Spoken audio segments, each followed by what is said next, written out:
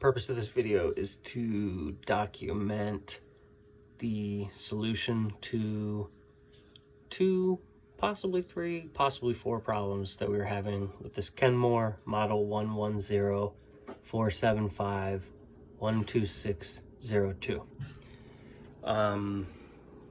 I just fixed it. These are all the parts.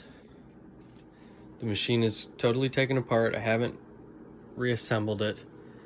I'm not going to show how to assemble it, but I watched this really helpful video on YouTube that did a great job of just explaining how to take this thing apart. So check that thing out. Then you can take your machine apart. But the problems we were having were threefold. One, there was a squeaking when the thing was running, and it was quite a high-pitched squeak. It was still, the machine was still running, but there was this odd squeaking sound that was definitely not normal. When we came in to check stuff out, this thing, as you can see, spins really nice and easily now because the problem's solved.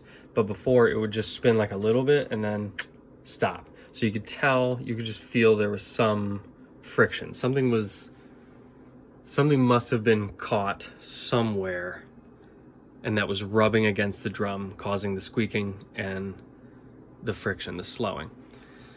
The other issue we were having was, and I cleaned most of it off, but we were having some drips come down out of the bottom, having nothing to do with the drain. And then finally, what prompted all of this was our detergent dispenser, or whatever this piece is called. We turned this thing on to run it, water started pouring out the front.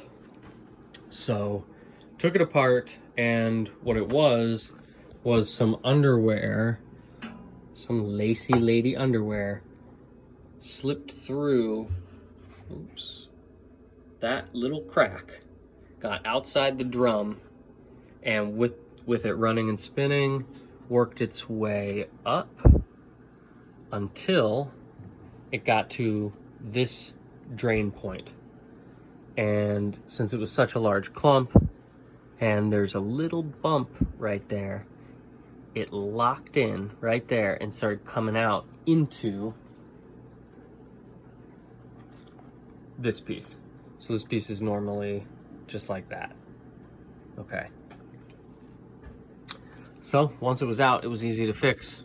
Pull the underwear out, and then the thing spins and it should drain. So now all I have to do is put this stuff back together just as I had done it. But that's a quick explanation. So if you're having a strange squeaking, if it feels like something is messing with the drum or is caught in the drum, there's a good chance you could figure it out pretty easily by just popping this thing off and checking what's going on between the drum and the casing.